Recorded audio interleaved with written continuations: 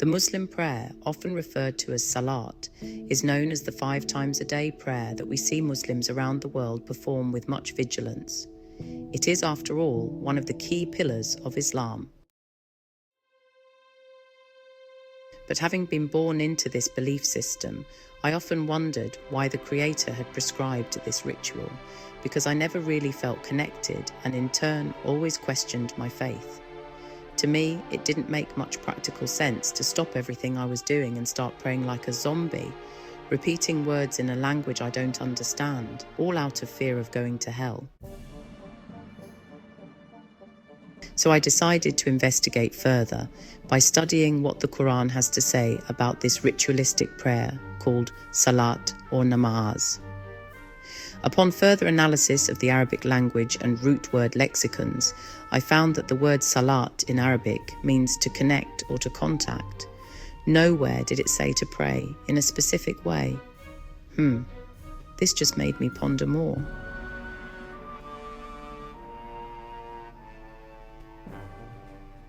In the Quran, you will find verses that ask its reader to establish a connection, salat, with the system of consciousness, Allah. The word does not mean prayers. Many words like this one have been twisted, and I found a lot of cherry-picking of the root words wrongly chosen, as well as all sorts of discrepancies in the meanings in order to justify the worship of a deity or a god, a false narrative. Yet scholars have no valid reasoning for these blatant mistakes and refuse to even question them. For example, another misconstrued word you find in the Quran is ibadah, the Arabic word, which means to serve, but is always translated as prayers or worshipping.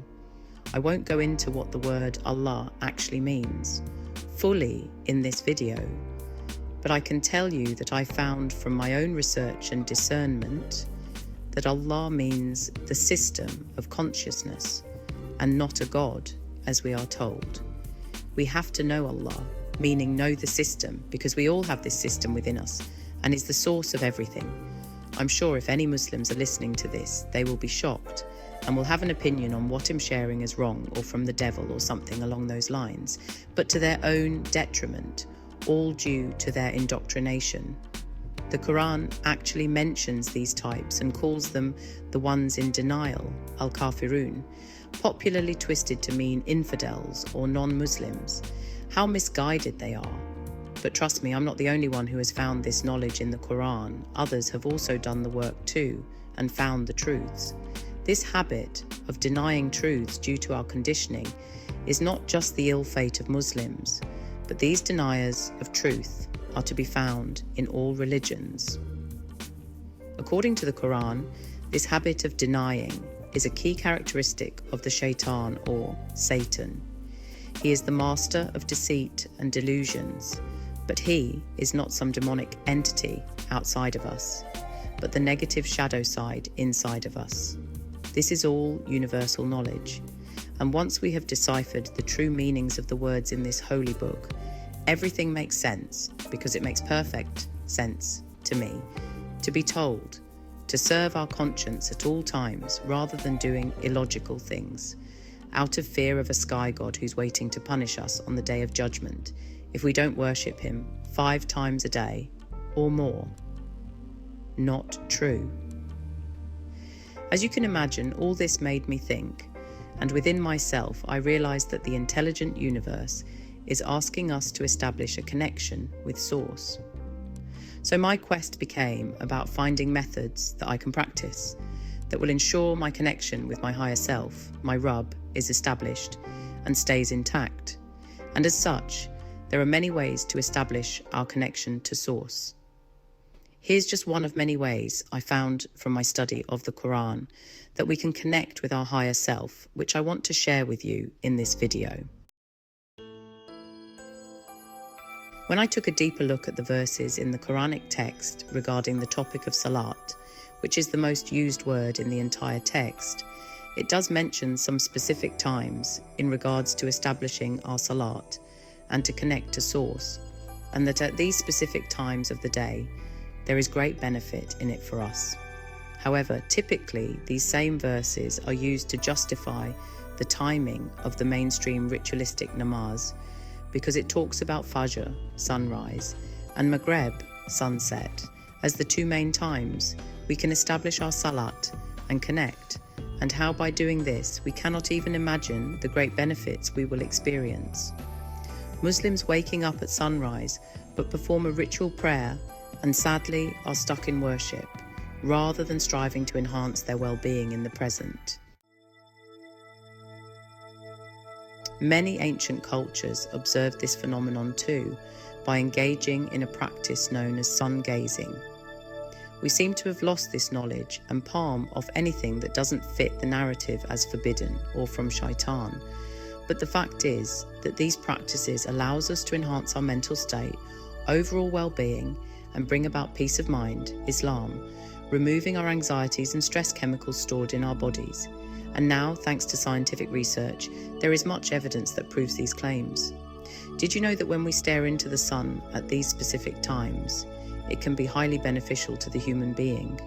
So it makes sense to me then why sunrise and sunset are called out in the Quran as a beneficial time of day to establish our Salat, because sunlight is not harmful to the eyes within these times, and gazing directly at the sun for 10 to 15 minutes during these times is all we need to benefit. When we do this, energy from the sun goes directly into our eyes and penetrates into our brains. There are many resources easily available nowadays that look at the benefits of this practice in detail. Just Google it and you will see. I believe what's happened is that we have turned real knowledge of this into religious dogma and conditioning based on stories, hadith, and conjecture, in turn creating a dumbed-down human race that is not following their innate intelligence, individuality, or uniqueness. I feel, as species, we have accepted that we are powerless, little insignificant beings hurtling through space, aimlessly on a spinning ball, waiting for the judgment of a sky god. Again, not true.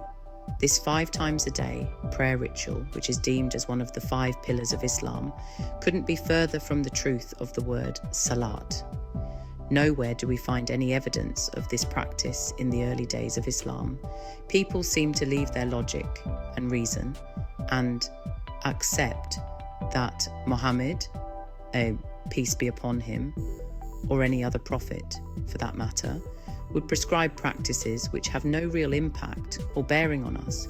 But to me, the real reasons of why our Creator would recommend such a practice are clear, because I dared to question and listen to my inner voice by researching in my quest for truth.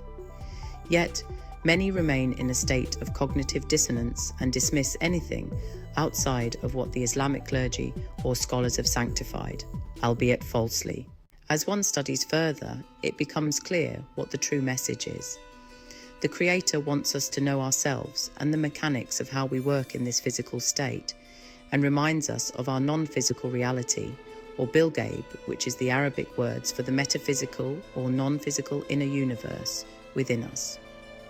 But we choose to blindly follow traditions, dogmas, and made-up stories like hadiths, and in turn, no one is better for it. As far as Fajr and Maghrib go, the ancients knew this knowledge, used it properly, and benefited from it and enjoyed good health and vitality. Go ahead and search up sun gazing, because ultimately it will only benefit you. The Quranic text clearly states that God doesn't need our worship or prayers, so what are we doing? Ask yourself. Our higher self, our Rab, is always trying to guide us and wake us up to realize our potential so that we can rise up out of lower consciousness and into higher states of being. Sadly, we have lost this understanding due to the blatant distortions of the text and knowledge in general, and that's why as a species we are so unwell and confused all the time. We are truly lost in this dungeon programming. We have come off the straight path, the path intended for us. We choose to not listen to conscience, but rather always need to worship something outside of ourselves, when the whole Quran is clearly telling them about a system within them.